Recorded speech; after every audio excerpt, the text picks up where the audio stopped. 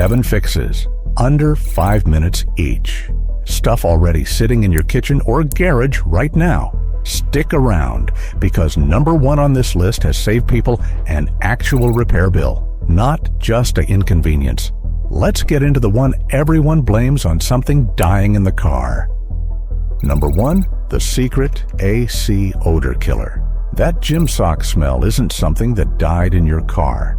It's mold growing where you can't see it, deep in the AC system, around the evaporator, in a spot that never fully dries out between drives. Every time the fan kicks on, air moves across that damp surface and carries the smell straight into the cabin.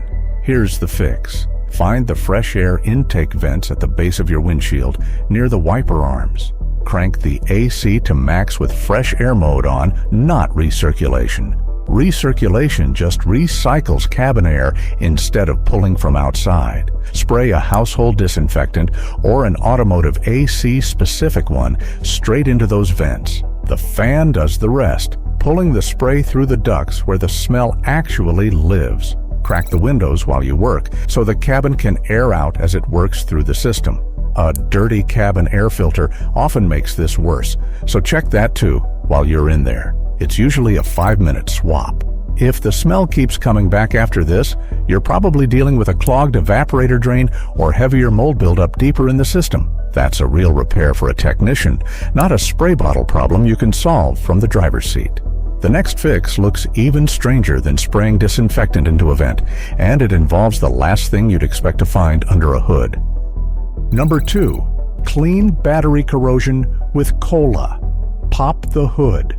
See that white, chalky, sometimes bluish crust on the battery terminals? That's corrosion, and it's not just cosmetic. It weakens the electrical connection enough to cause dim lights, weak starts, and charging issues that get misdiagnosed as a dying alternator more often than you'd think. Engine off first. Gloves and eye protection on. Pour a small amount of regular cola directly onto the corroded terminal and let the acid work for about 2 minutes. Scrub with an old toothbrush, rinse thoroughly with clean water, and dry the terminals completely before closing the hood. A thin coat of petroleum jelly afterward slows the corrosion from creeping back, and it's worth reapplying every few months if you're prone to buildup.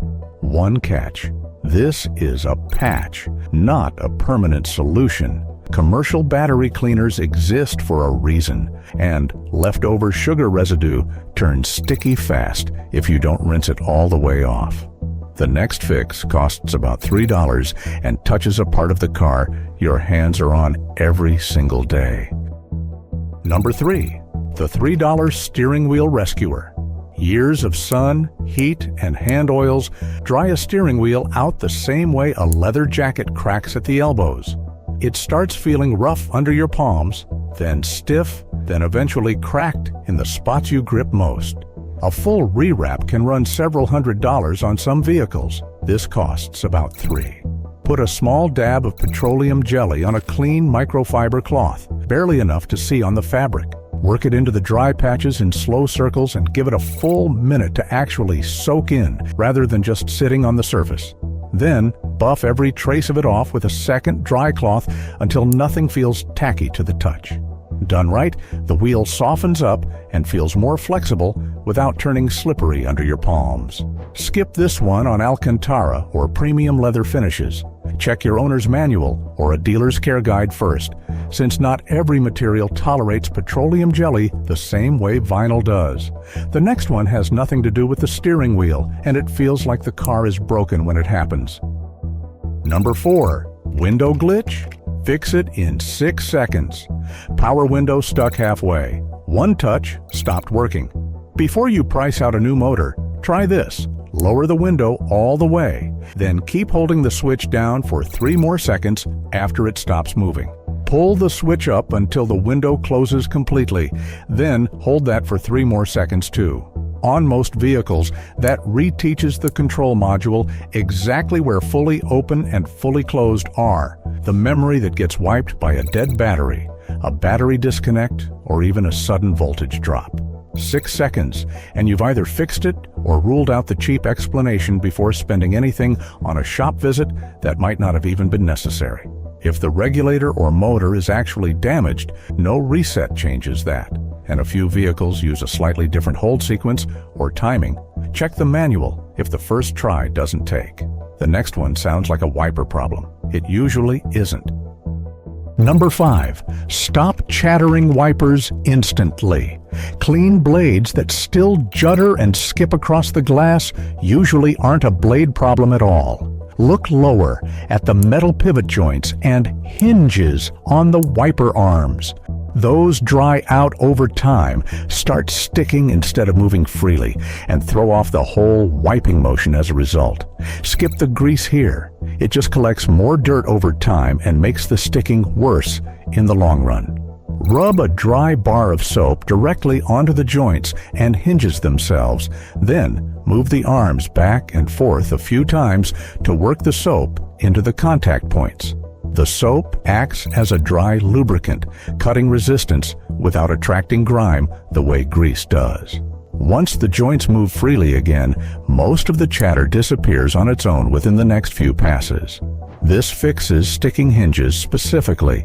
A failing wiper motor or damaged linkage needs a real repair, not a bar of soap. If that one didn't fix it, the actual blades might be the real problem. Same bar of soap, but a completely different spot on the car. Number 6. Save your old wiper blades. Different soap trick, different spot on the car. If your blades are streaking or squeaking, don't assume the rubber is worn out. Check if it's just dirty first, because that's the cheaper problem to have. Road film, pollen, and dried washer fluid coat the rubber edge the same way they coat the glass itself, just slower and harder to notice until it's bad enough to affect visibility. Lift the wiper arm and run a bar of regular household soap firmly along the rubber edge itself, not the hinge this time. That's a different fix for a different part. Wipe the loosened grime off with a damp cloth until the rubber looks clean again. Then repeat the process on the other blade. The difference usually shows up within a few wipes, with less streaking and more even coverage across the whole arc of the glass. If the rubber is actually cracked or hardened with age, this won't revive it. At that point, just replace the blades. They're one of the cheapest parts on the entire car anyway. The last one fixes the glass itself, and it's the difference between a normal drive and a blinding one. Number 7. Wipe out blinding night glare. Windshield looks spotless in daylight, then every headlight turns into a starburst the second the sun goes down. That's not the outside of the glass. It's a film building up on the inside made of dashboard outgassing, fingerprints, and any leftover soap residue that made its way onto the glass from the last 2 fixes.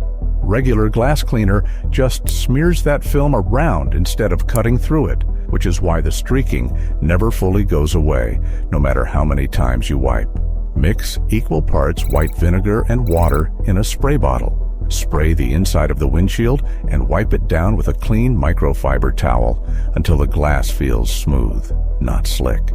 One pass is usually enough to strip both the outgassing film and any soap residue at once. Headlights should look noticeably sharper the next time you drive at night, and the glare that made oncoming traffic feel exhausting should ease up considerably. Just keep the mix away from infotainment screens or window tint that isn't vinegar safe, since vinegar can damage certain tint films and coatings over time.